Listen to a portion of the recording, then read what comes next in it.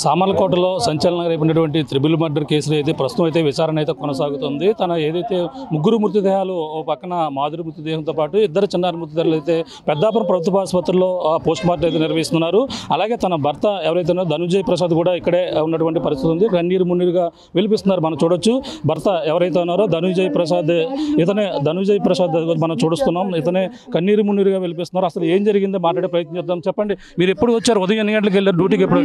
నేను పొద్దునే 7 గంటలకు వెళ్ళిపోతాను సార్ డ్యూటీకి వెళ్ళిపోయిన తర్వాత నా బండి రిపేర్ అంటే అక్కడ వెళ్ళి తమ్మేసేసి నా బండి రిపేర్ అన్నారు. అయితే సెల్లర్ని మెకానికల్ కాసుకొచ్చి కొద్ది బండి తెచ్చుకొని స్టార్ట్ చేసుకొని డీజిల్ కట్టేసుకొని మా సార్ ఇంటికి వెళ్ళి సార్ని ఎక్కించుకొని క్యాంప్కి వెళ్ళి క్యాంప్లో ఇంకొక ఇద్దరు లేబర్ని ఎక్కించుకొని మళ్ళీ ఇంకో క్యాంప్లో సార్ దింపేమంటే అక్కడ దింపిన తర్వాత బండి స్టార్ట్ చేసి ఉంచాను. సార్ బ్యాటరీ పోయిందండి, ఏసీ కూడా పనిచేయదు, ఇది ఎలాగంటే నువ్వు బండి తీసుకెళ్ళి రిపేర్ చేయించుకోమన్నారు. మళ్ళీ క్యాంప్ 2లోకి వెళ్ళి అక్కడ సార్ బండి ఇలాగ ప్రాబ్లం ఉంది అంటే నువ్వు పట్టుకెళ్ళి చేయించుకుంటే డైలీ పవర్ సెట్లో రాజుగారి గ్యారేజ్ ఉంటుంది సార్, అక్కడే చేస్తారు. అక్కడ తీసుకెళ్ళి బండి ఇప్పించుకొని నేను అక్కడే 3:30 దాకా వచ్చాను. భోజనం లేదు అక్కడ, లేకపోతే అక్కడ వెళ్ళి అన్న క్యాంటీన్లో 5 రూపాయలు ఇచ్చి భోజనం చేశాను. మళ్ళీ చెట్లలో కూర్చున్నాను. అప్పుడు మా పిల్లలు నాకు ఇంకో బండి వచ్చింది, కంపెనీ బండి. ఆ బండిలో నాకు క్యాంప్కి వచ్చేసి ఎండ చిరాగ్గా వద్దు అక్కడ కూర్చుని కూడదని బండి నా స్కూటీ తీసుకొని మా సార్ అద్దరికి ఎక్కడికంటే సార్ ఇంటికి వెళ్ళి వస్తాయి సార్ కొద్దిగా అంటే వెళ్ళి వచ్చే బేగని మళ్ళీ నైట్ డ్యూటీ ఉంది కదా నీకు, పార్సిల్ పెట్టుకుని వెళ్ళాలి సైట్లోకి వెళ్ళాలి. అలాగే సార్ ఇంటికి వెళ్ళి వచ్చేస్తాను. ఇంటికి వెళ్ళి స్నానం చేసి అందులో పిల్లలు వచ్చేసి ఉన్నారు. వచ్చేస్తే వాళ్ళిద్దరికి మా ఆవిడ డాడీ స్నానం చేస్తాడు, నేను స్నానం చేసి నేను చేసేస్తానమ్మని వాళ్ళు స్నానం చేసి నేను కూడా స్నానం చేశాను. చేసి టీ తాగి మళ్ళీ నేను డ్యూటీకి సాయంత్రం 5:30 ఆ ప్రాంతానికి సార్ స్నానం కూడా చేసి నేను మళ్ళీ 6:30 మళ్ళీ నేను డ్యూటీకి వెళ్ళిపోయిన బండి వేసుకొని. అంతే. నేను మళ్ళీ మా ఆవిడకి ఫోన్ చేశాను. నేను కూర ఇచ్చింది మా ఆవిడ పట్టుకెళ్ళి నేను మర్చిపోయాను. చిన్నపిల్ల రౌండ్ అంటుంది. నేను అమ్మాయి డ్యూటీకి వెళ్ళాలి ఆ ఎదురు దీపేందంటే ఆ ఎదురు దీపేసి వెళ్ళి ఆ కూర కిటికీలో మర్చిపోయి వెళ్ళిపోయాను నేను డ్యూటీకి. అక్కడికి వెళ్ళిన తర్వాత గుర్తుకొచ్చింది కూర మర్చిపోయారు. మళ్ళీ మా ఆవిడకి ఫోన్ చేసి కూర మర్చిపోయారు మళ్ళీ అక్కడ నువ్వు ఆ కూర ఫ్రిడ్జ్లో పెట్టేసుకో, నేను వస్తే భోజనాలు పార్సల్ ఇద్దాడు, వస్తాను లేకపోతే లేదు అని చెప్పాను. అక్కడ భోజనాలు పార్సల్ ఇట్టారు.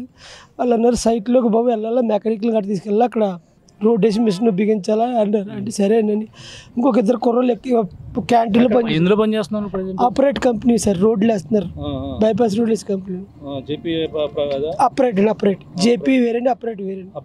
అవును సార్, సబ్ కాంట్రాక్ట్ అపరేట్ అందులో చేస్తున్నాను సార్, బొలెరో డ్రైవర్ కింద. అయితే భోజనాలు పట్టుకుని వెళ్తుంటే అంతలోకి మెకానిక్ అక్కడ తీసుకెళ్ళాలి అన్నారండి. సరే తిని అంతలో క్యాంటీన్లో ఇద్దరు కుర్రోళ్ళు అనియా మేము స్టేషన్ దాకా వస్తా ఉంటే వాళ్ళని కూడా ఎక్కడనే తీసుకొని వాళ్ళిద్దరు స్టేషన్ కాడ దిగిపోయారు పెట్రోల్ బంక్ దగ్గర. మళ్ళీ నేను మెకానిక్ తీసుకొని మళ్ళీ సైట్లోకి వెళ్ళిపోయాను, బేవసం టెంపుల్ బ్యాక్ సైడ్కి వెళ్ళిపోయి అక్కడ భోజనాలు వాళ్ళకి ఇచ్చేసి మెకానికల్ దిగిపోయారు. ఇంకా అక్కడ ఉంటే వాళ్ళకి భోజనాలు ఇచ్చేసి నేను మళ్ళీ కార్ వేసుకుని మళ్ళీ 4+600కి వెళ్ళిపోయాను ముచ్చలం టెంపుల్ దగ్గరికి. అక్కడ భోజనాలు ఇచ్చేసింది. అక్కడ సూపర్వైజర్ ఉన్నాడు పాప దోవల్లో కూర్చొని, అన్నీ అక్కడికి వెళ్తున్నాను భోజనాలు కదా. నేను అతను నేను బండిలో కూర్చోగా మళ్ళీ ఇక్కడికే రావాలని 2+ అని చెప్పి ఆయన్ని కూడా తీసుకుని వెళ్ళి 6+లో కాటా ఉంటుందండి, వేబిజీ ఇక్కడ అక్కడ అన్ని కాటా వేయించుకుంటారు వెళ్ళి. అక్కడ సూపర్వైజర్ ఉన్నాడు. అక్కడ ఉన్న సూపర్వైజర్కి అందరికీ భోజనాలు ఇచ్చేసి ఇంకా ఎదురు ఉన్న వాళ్ళు భోజనాలు ఇచ్చేసి వచ్చేస్తా మళ్ళీ నేను ఉన్న వాళ్ళు సూపర్వైజర్ తీసుకుని మళ్ళీ అది రూట్ని మళ్ళీ ఇద్దరు సూపర్వైజర్ కలిపి వచ్చేసేటికి మంచిలు లేవు బ్రదర్ అన్నాడు. అంటే సరే అవుతుంది మంచిలకైనా పెద్దటికి వెళ్తే టెంపుల్ కూడా పట్టనేవారు. రాత్రి అంతా మీరు అక్కడ ఉన్నారు? రాత్రి సమయంలో మీ ఇంటికి ఫోన్ ఏమైనా చేశారా ఎవరు పిల్లలు? మా ఆవిడ చేసింది సార్. ఎన్ని గంటలకి? 8:30 అంతా వస్తాను. నేను టైం అయితే చూడలేదు, ఎందుకంటే నేను అంతా భోజనం చేసావు లేదా టాబ్లెట్లు వేసుకున్నావు లేదా అనేది సార్. నేను ఇంకా లేదు భోజనం భోజనాలు పంచి పెడుతున్నాను. కానీ భోజనాలు పంచి పెట్టిన తర్వాత నేను భోజనం చేసి మళ్ళీ క్యాంప్కి వెళ్తాను. నేను మెడిసిన్ మర్చిపోయాను బండిలోని డిక్కీలో. అయితే భోజనం చేసిన తర్వాత తీసుకోవాలి కాబట్టి వెళ్ళి వేసుకుని వస్తానులే, కంగారు పడుకో అన్నాడు. మళ్ళీ ఇంకోసారి ఫోన్ చేసింది చేస్తే నువ్వేం కంగారు పడుకో, శుభ్రంగా పడుకొని తాళాలు వేసుకుని. అది 8:30, 9, 10 అవుతుంది సార్ అంతే. నాకైతే టైం వచ్చి చూడండి, ఎందుకంటే తిరుగుతుంటాం కదా సార్, అక్కడ అన్లోడింగ్ ఇక్కడ లోడింగ్ అని ఉంటాయి, నెలని శుభ్రంగా తిప్పుతుంటాం అన్నమాట. ఇంకా అలాగే అవి అయిన తర్వాత భోజనం చేసి మళ్ళీ సూపర్వైజర్ అన్నాడు మన పని ఎక్కడికైనా ఎక్కడికి వెళ్తే క్యాంప్కి వెళ్ళి అంతలోకి మళ్ళీ ఇంకో సూపర్వైజర్ ఫోన్ చేసి సార్ నువ్వు 8+లో భోజనం ఇవ్వలేదంటే అక్కడ చూస్తున్నాడు పాప. పనిలోనే ఉన్నావు సూపర్వైజర్. ఉదయం ఎన్ని గంటలకు వచ్చావు? డ్యూటీ ఎన్ని గంటలకు అయింది సార్? నా డ్యూటీ 6:30కి అంతా అయిపోయింది సార్. అయిపోతే నేను క్యాంప్లోకి వచ్చి బండి కడుక్కొని శుభ్రంగానే బండి అప్ చెప్పేసి నేను తమ్మేసేసి ఇంటికి బయలుదేరి వచ్చానండి. ఇంటికి రావాలి సరిగ్గా 7:20 అంత అవుతుందండి. వచ్చి నేను గేట్ తలుపు తీసలేదు, ఏసీ ఉంది. ఎప్పుడు అంత పొద్దున్న దాకా ఏసీ ఉండదు, పొద్దున్న లేచిపోతారు వీళ్ళు, ఎందుకంటే డైలీ లేస్తారు. తిట్టి లేకలేదు, టీలు సెల్ అవుతుంది, మాదిరిని కాకేసాను పలకలేదు. మళ్ళీ నేను ఏం చేశానంటే సరే అయితే అందరూ కిటికీలను చూడడానికి ఏముంటుంది, ఈ రూమ్లోనే పడుకుంటారు అందరూ. సరే నేను అలా గోడ దూకెళ్ళి మళ్ళీ తలుపు పడుతుంటే అంతలోకి 5 రూమ్ ఆవిడ వచ్చింది. అదే బావా అలా కేకలేస్తున్నాను, ఏమన్నా తెలియదు ఇందాక నుంచి కేకేస్తున్నానంటే నాకు ఇంకేం తోచలేదు. నాకేంటంటే ఎప్పుడు అంత పడుకోరు కదా, నేనేం చేశానంటే సర్లే అవుతా అని కొడుతుంటే అంత బాబు సుత్తి ఉన్నా బాగుంది అవుతాయి అమ్మ అని ఆ తాళంకా బదులు కొట్టాను, నేనే బదులు కొట్టాను. ఎదురింటి ఆవిడ ఇచ్చింది బాబు బదులు కొట్టి. మరి ఏంటంటే తలుపు తీయబోదు, ముగ్గురు అలా పడున్నారు వాళ్ళు. అంతేనండి, ఇక నాకేం తెలియదు, అదే చూసింది. మీతో పాటు తాళం కొట్టినప్పుడు మొత్తం అందరూ కూడా చూసారు సార్. నేను తాళం కొడుతాడు ఆవిడది, తాళం కొట్టు బాగుంది, కొట్టిన తర్వాత కొట్టెళ్తాడు. కేకలు వచ్చేసి కేకలు అతను పక్కన వాళ్ళు అందరూ వచ్చారు. ఈ బయటికి కూడా తాళం అంతా కుర్రలు పగల కొడుతున్నారు, పగల కొట్టారు. ఆ తర్వాత నేను అలా లోపల తాళం కోసం నిలుపుతున్నాను, తాళ్ళు ఎక్కడ నిలుపుతుంటే బ్యాక్ సైడ్ తలుపు ఓపెన్ చేసి ఉంది, నేను చూడలేదండి. నేను వీళ్ళ దగ్గరే ఉండలేదు, చూడలేదు. అప్పుడు బ్యాక్ సైడ్ తలుపు ఇలా తీస్తుంది, తాళం కప్ప కిటికీ మీద పెట్టేస్తుంది తాళం చేతులు తట్టి. తాళం ఉన్నప్పుడు అంతలో వీళ్ళు తాళం కప్ప బదులు కొట్టేశారండి అంతలోకి వెళ్ళి. అదే అంటే ఎదరు తలుపులు మరి తీసుకుంటే గెడ పెట్టారు లోపల, ఒక పక్క తప్పితే లోపల డోర్ పెట్టేసి చెప్తుందండి గడ. ఎదరు దానికి తాళం వేసేసి ఈ డోర్ నుంచి వెళ్తాం, ఈ డోర్ నుంచి వస్తాం మేము.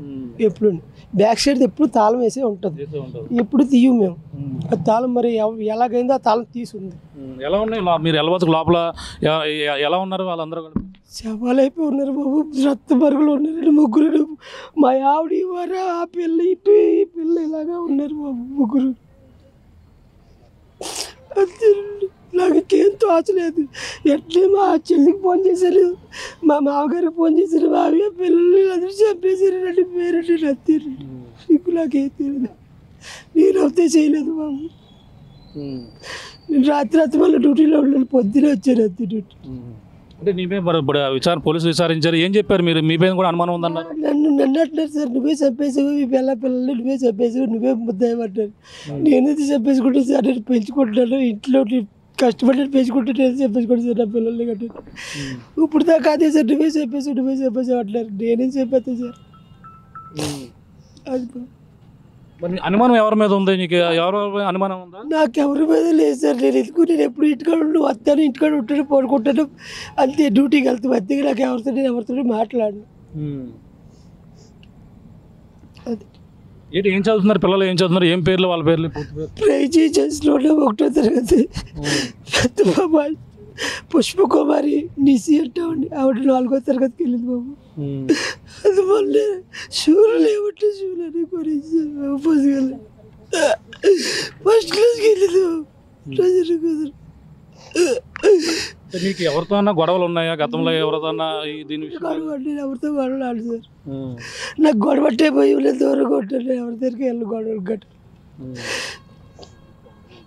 ఫ్రెండ్స్ కానీ మీకు ఫ్రెండ్స్తో కానీ ఎవరితో విభేదాలు గతంలో ఇంటికి రావడం ఇలాంటి ఎవరితో అనుమానం? సార్ ఫ్రెండ్స్ వచ్చేవారు కానీ వాళ్ళు మా ఇంటికి పని చేసి శుభ్రంగా వదినతో శుభ్రంగా కూర్చొని భోజనం చేసి పని చేసి వాళ్ళకి తప్పించి ఎవరు వాళ్ళకి రోజులు ఎవరు లేరు. మరి ఏమంటారంటే ఎన్నాళ్ళ నుంచి మీరు ఇందులో ఉంటున్నారు సీతారామపేట? అప్పుడు 8 సంవత్సరాలు 9 సంవత్సరాలు అయిపోతుందండి నేను అక్కడ ఉంటున్నాను. సొంత ఇల్లేనా? సొంత ఇల్లు సార్.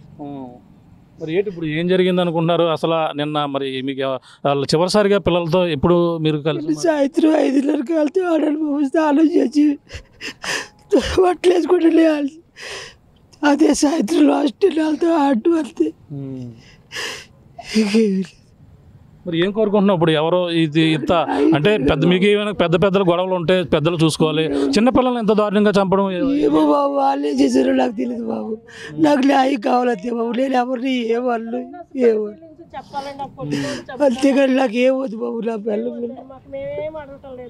ఇంటికి వచ్చేటప్పుడు నువ్వు ఉదయం టిఫిన్తో పాటు 2 తాటికాయలు కూడా పట్టుకొచ్చారు, అక్కడ ఎక్కడ పెట్టావు నువ్వు? 2 డ్రమ్మే పెట్టాను సార్. ఫస్ట్ ఇక్కడ ఎట్టి బండి తాళం తీసి బండిలో తాటికాయలు తీసి డ్రమ్మే పెట్టాను సార్. లోపలికి వెళ్ళిన తర్వాత పెట్టాను, ముందు గోడమే పెట్టాను, తర్వాత లోపలికి వెళ్ళి అవి పెట్టి టిఫిన్ గేటి తగిలిచ్చాను సార్ అంతే. పిల్లలు అడిగారా తాటికాయలు? నాకు ఆ ఇంటికాడ బూర్లు తింటారు ఇష్టం మరి తాటికాయలు దొరికాయని తెచ్చాను. రాత్రి 2 గంటలకు వెళ్తే దొరికాయండి, అవి తీసి జాగ్రత్త పెట్టాను. సూపర్వైజర్ వాళ్ళు చెప్తున్నారు అంతే. తాటికాయలు అక్కడ దొరికితే వాళ్ళు తీసుకుని వెళ్తుంటే దొరికాయి అక్కడ, అవి తీసి బట్టలు వచ్చి మళ్ళీ కడిగేసి మళ్ళీ ట్యాబ్లెట్ వేసుకుంటే మళ్ళీ వెళ్ళిపోయి. బ్రీడ్ అయిపోయిందా, పోస్ట్ మార్టం అయిపోయింది అంటారా?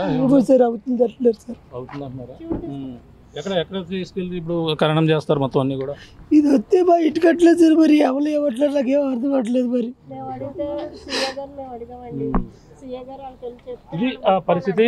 ప్రధానంగా అయితే మనం చూసాం, ఎక్స్క్లూజివ్గా అయితే మాట్లాడే ప్రయత్నం చేసాం. ధనుంజయ ప్రసాద్ అయితే కన్నీరు మున్నీరుగా విలిపిస్తున్నారు. నిన్నంతా కూడా మొత్తం తన బైక్ రిపేర్ నిమిత్తం కూడా వెళ్ళడం, అవన్నీ కూడా చేయించుకోవడంతో పాటు ప్రధానంగా నిన్న డ్యూటీలో ఎక్కడైతే ఆయన పనిచేస్తున్నటువంటి ఈ యొక్క అచ్చంపేట జంక్షన్ సంబంధించి రోడ్డు పని ఏదవుతుందో అలా బొలోరో వాహనం డ్రైవర్గా పనిచేస్తున్నారు. ఆ డ్యూటీలోనే ఉంటూ మొత్తం నిన్నంతా కూడా బిజీగా ఉన్నాను. నిన్న సాయంత్రం ఇంటికి రావడం, పిల్లలతో సరదాగా గడిపి వాళ్ళకి చివరిసారిగా స్నానం చేయించి వాళ్ళందరం కూడా అదే నా చివరి స్నానం అయితే అయింది. వాళ్ళతో సరదాగా మాట్లాడిన తర్వాత మళ్ళీ తిరిగి నా డ్యూటీకి ఆ టైం అవుతుందని కూడా వెళ్ళిపోయినటువంటి పరిస్థితి ఉంది. వాళ్ళు చివరిగా ఒక క్యారేజ్ కూడా పెట్టారు, బాక్స్ కర్రీ కూడా పెట్టిన నేపథ్యం అది కూడా మర్చిపోయానని ఫోన్ చేసి కూడా చెప్పాను తనతో కూడా. తర్వాత ఆ సమయంలో అందరూ కూడా భోజనం సప్లై చేసే కార్యక్రమం మొత్తం ఆ సైట్లోనే మొత్తం అంతా వ్యవహారం అంతా కూడా తిరిగాను, నేనంతా కూడా తిరిగాను. కానీ ఉదయం వచ్చేసరికి మొత్తం అంతా కూడా తాళాలు వేసి ఉన్నాయి, ఏసీ పక్కన ఉంది. ఇవన్నీ కూడా విగత జీవిగా చుట్టుపక్కల ఉన్న వారు అందరూ కూడా పిలిచి తాళాలు బద్దలు కొట్టి లోపలికి వెళ్ళి చూస్తే వాళ్ళంతా కూడా ఆ వికట జీవిగా మొత్తం అందరూ కూడా పడిపోయి రక్తపు మడుగులో ఉన్నటువంటి పరిస్థితి చూసి